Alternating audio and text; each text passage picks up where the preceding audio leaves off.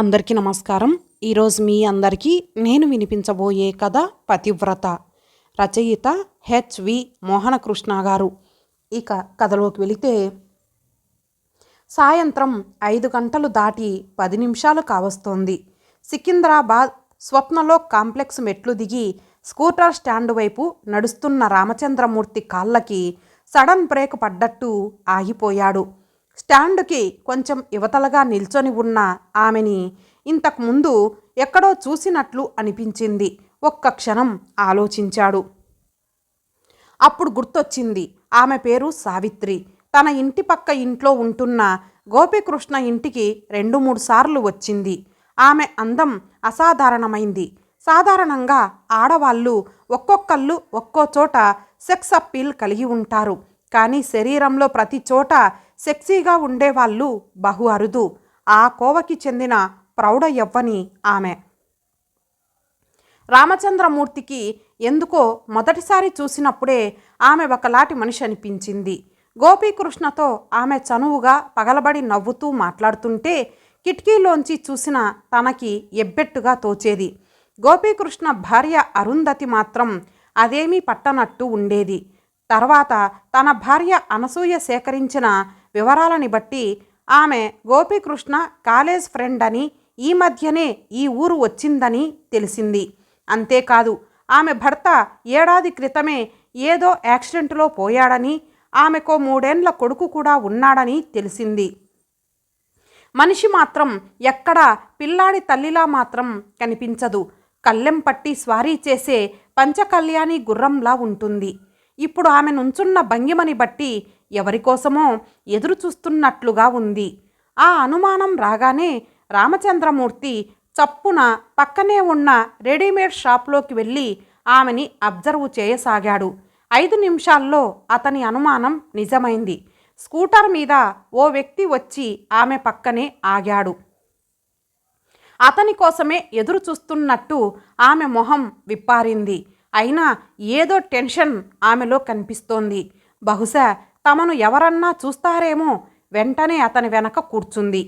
Scooter ముందుకు కదిలాక చూశాడు రామచంద్రమూర్తి ఆ వచ్చిన వ్యక్తిని. అతడు గోపీకృష్ణ.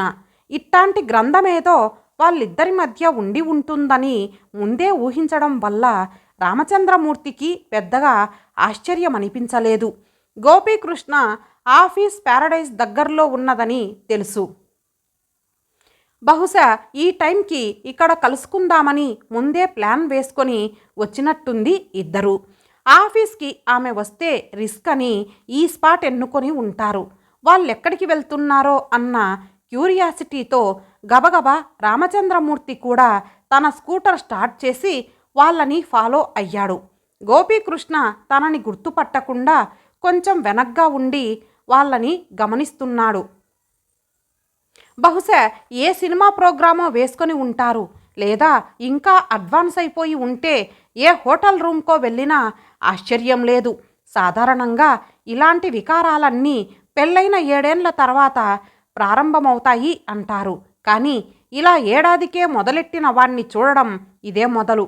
వీళ్ళ సంగతి తెలియని గోపీకృష్ణ భార్య మొగుడి కోసం మంచి వంట ప్రిపేర్ చేస్తూనే ప్రహరీ గోడ దగ్గర తన భార్య అనసూయతో కబుర్లు చెబుతూనే ఉంటుందిప్పుడు. ఆమె గుర్తుకు రాగానే రామచంద్రమూర్తికి ఎందుకో జాలి వేసింది. అరుంధతితో ఎప్పుడు మాట్లాడినా అన్నయ్య గారు అంటూ పిలుస్తుంది. నిజంగా ఆమె అన్నయ్యే తన స్థానంలో ఉండి ఉంటే చెల్లెలు సంసారం బాగు చేసుకొని ఉండేవాడు కదా అనుకున్నాడు. ఇంతలో గోపీకృష్ణ స్కూటరు స్లో అయి ఆగడం గమనించి చప్పున తను కూడా ఆగిపోయాడు. గోపీకృష్ణ ఆ పక్కనే ఉన్న మెడికల్ షాప్లోకి వెళ్ళాడు.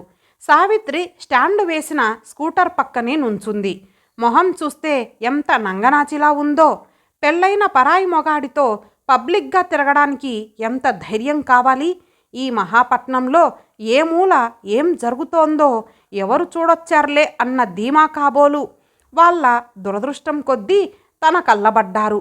గోపీకృష్ణ బయటికి రావడం గమనించి కర్చీఫ్తో తన మొహం చాటు చేసుకున్నాడు. వాళ్ళ స్కూటర్ ముందుకు కదిలాక తను కూడా గబగబా ఆ షాప్లోకి వెళ్ళాడు. కౌంటర్ కొంచెం రష్గా ఉంది. మందులు తీసిస్తున్న కుర్రాడిని లోగొంతుకతో అడిగాడు రామచంద్రమూర్తి. ఇప్పుడు వచ్చి వెళ్ళిన మనిషి ఏం కొన్నాడు? మీకెందుకు, అతను మావాడే, నాకు కూడా అదే కావాలి, పేరు గుర్తుకు రావడం లేదు. దుకాణం వాడు మారు మాట్లాడకుండా ర్యాక్లోంచి తీసి చేతిలో పెట్టాడు. అది ఒక కండోమ్స్ ప్యాకెట్. దాన్నక్కడే పడేసి షాపువాడు ముసిముసిగా నవ్వుతున్నా పట్టించుకోకుండా బయటికి వచ్చి స్కూటర్ని ముందుకు దూకించాడు రామచంద్రమూర్తి. ఆలోచనల్లో ఉండగానే వాళ్ళ స్కూటరు సఫీల్ కూడా రైల్వే క్రాసింగ్ నుంచి కుడివైపుకు తిరిగి హనుమాన్పేట వైపు వెళ్ళసాగింది. అంటే ఇంటికి కాదన్నమాట, ఏ ఫ్రెండ్ రూమో అరేంజ్ చేసుకున్నాడల్లే ఉంది. హనుమాన్పేటలో 1-2 సందులు తిరిగి ఓ ఇంటి ముందు ఆగింది గోపీకృష్ణ స్కూటరు. సందు మొదట్లోనే రామచంద్రమూర్తి ఆగిపోయి పక్కనే ఉన్న పాన్ షాప్లోకి వెళ్ళి సిగరెట్టు అడుగుతూ వాళ్ళనే పరిశీలిస్తున్నాడు.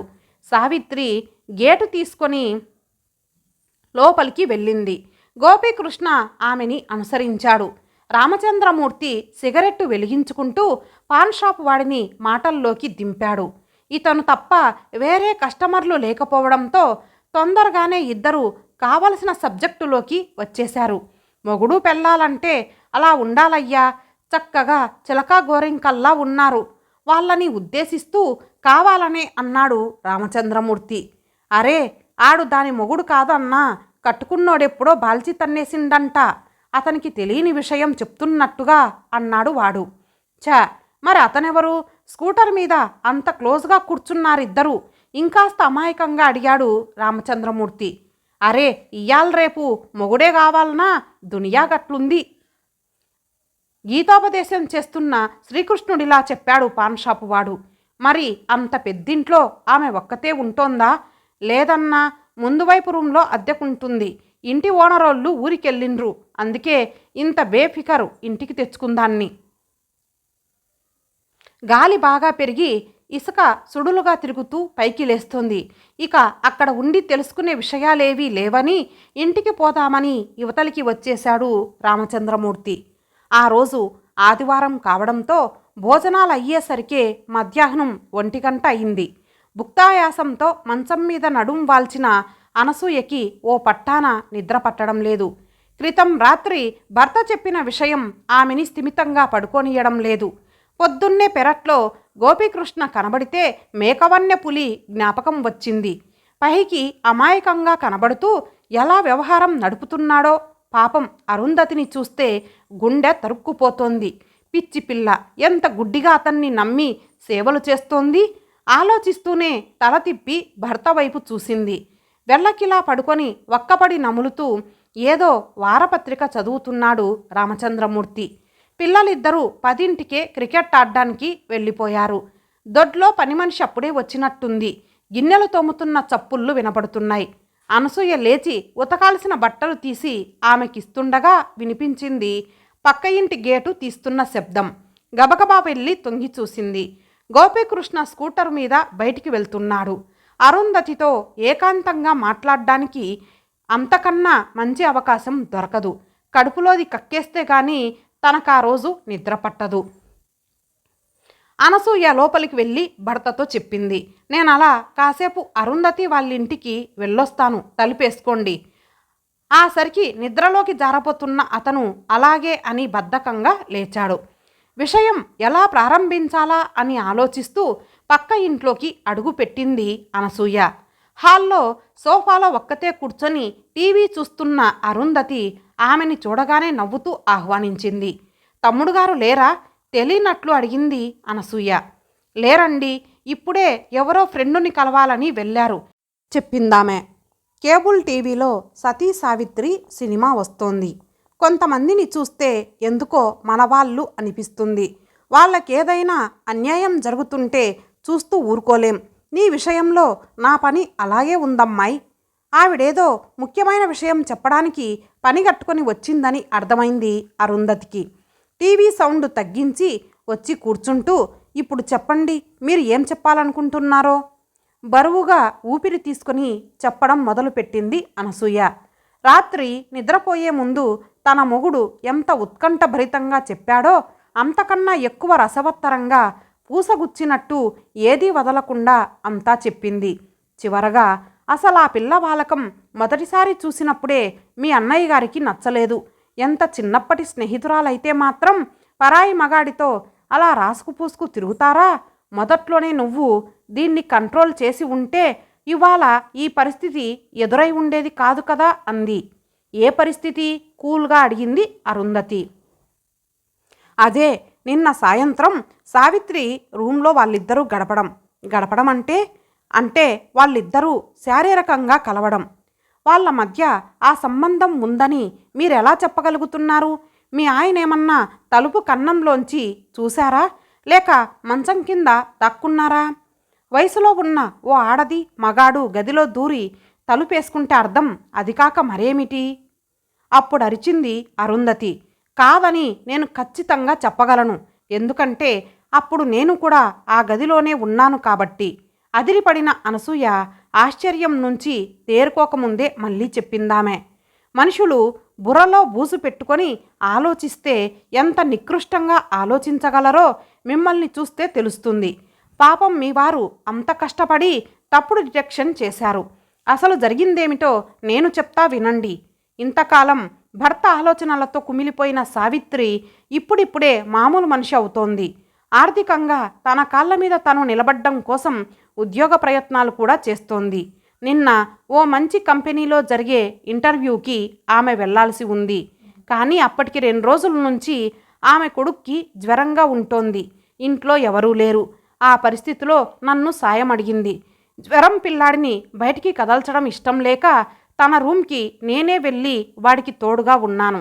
ఇంటర్వ్యూ అయిపోయాక సావిత్రిని ఆ దగ్గరలో ఉన్న స్వప్నలోక్ కాంప్లెక్స్ వద్ద వెయిట్ చేయమని 5ంటికి గోపీకృష్ణ ఆఫీస్ నుంచి వస్తూ ఆమెని పికప్ చేసుకుంటారని ముందే అనుకున్నాము. అలాగే జరిగింది కూడా. కానీ మీ వారు ముందే ఓ తప్పుడు అభిప్రాయాన్ని మనసులో ఏర్పరచుకొని వాళ్ళని వెంబడించడం వల్ల అన్నీ ఆ యాంగిల్లోనే కనిపించాయి. ఇంటి దగ్గర జ్వరంతో ఉన్న కొడుకు గురించిన ఆదుర్ద ఆమె మొహంలో మీ ఆయనకి మరోలా కనిపించింది. దారిలో పిల్లాడికి మందులు కొంటే ఆ వెనకే మీ వారు వెళ్ళి అడిగిన తీరుకి ఆ షాపు వాడికి ఆయన్ని ఆట పట్టించాలని అనిపించినట్టుంది. కండమ్స్ ప్యాకెట్ చేతిలో పెట్టాడు. భర్త పోయి ఒంటరిగా బతుకుతున్న ఆడదాని గురించి ఎవడో పాన్ షాపు వాడు చవకబారు వాగుడు వాగితే అవి నమ్మేయడమేనా? చివరికి గాలికి ఇసుక లోపలికి వస్తోందని మూసిన తలుపులు కిటికీ రెక్కలు కూడా ఆయన అనుమానానికి ఆజ్యం పోశాయి. మీ వారు వెళ్ళిపోకుండా మరికొంచెం సేపు అక్కడే ఉండి ఉంటే పావుగంట తర్వాత బయటికి వచ్చిన మమ్మల్ని చూసి ఉండేవారు. అదృష్టవశాత్తు నాకు నిజం తెలుసు కాబట్టి సరిపోయింది. లేకపోతే మీ పొరపాట్లకి ఓ నిండు సంసారంలో చిచ్చు రేగిన ఆశ్చర్యం లేదు. నిర్మోహమాటంగా దులిపేసింది అరుంధతి. అప్పటికే అనసూయ మొహం తెల్లగా పాలిపోయింది. ఇక అక్కడ ఉండలేక ఆమెకి సారీ చెప్పి ఇంటికి వచ్చేసింది. గేటు తీసుకొని లోపలికి వచ్చిన అనసూయ ఇంకా పని మనిషి చెప్పులు అక్కడే కనిపించడంతో ఇంతసేపు ఏం చేస్తోందా అని పెరట్లోకి నడిచింది. అక్కడ సగం ఉతికిన బట్టలు కనిపించాయి. పని మనిషి జాడలేదు. తిరిగి వస్తుంటే తమ బెడ్రూమ్లోంచి చిన్నగా మాటలు వినిపించి ఆగి చెవులు రిక్కించింది. అబ్బా చంపేత్తన్నారు, ఇక చాలు వదిలిపెట్టండి. ఏది వదిలి ఏది పెట్టమంటావు? మీకన్నీ పరాసికాలే. అవతల బట్టలు ఉతకడం పూర్తి కాల, అమ్మగారు వచ్చేస్తారేమో. దాని బొంద, అది ఇప్పుడే ఎక్కడొచ్చింది? కబుర్లు చెప్పడానికి వెళితే గంటకి గాని ఇల్లు గుర్తుకు రాదు దానికి. అనసూయకి కాళ్ళ కింద భూమి కదిలినట్టయింది. కాలుగాలిన పిల్లిలా మళ్ళీ ముందు వైపునకు వచ్చి కాలింగ్ బెల్ నొక్కింది. 2 నిమిషాల తర్వాత నిద్ర కళ్ళతో తూలిపోతూ రామచంద్రమూర్తి తలుపు తీశాడు.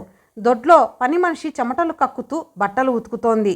అనసూయ కూడా ఏమీ ఎరగనట్టు కాఫీ కలపడానికి వంటింట్లోకి వెళ్ళిపోయింది.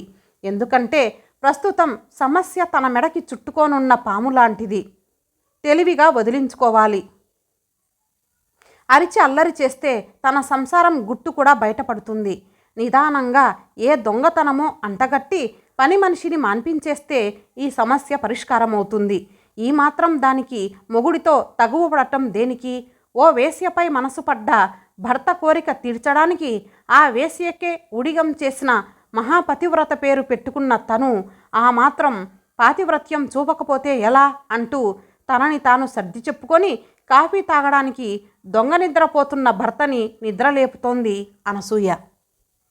ఇంతటితో ఈ కథ సమాప్తం. మరలా మరొక మంచి కథతో కలుద్దాం. అంతవరకు సెలవు. నమస్తే.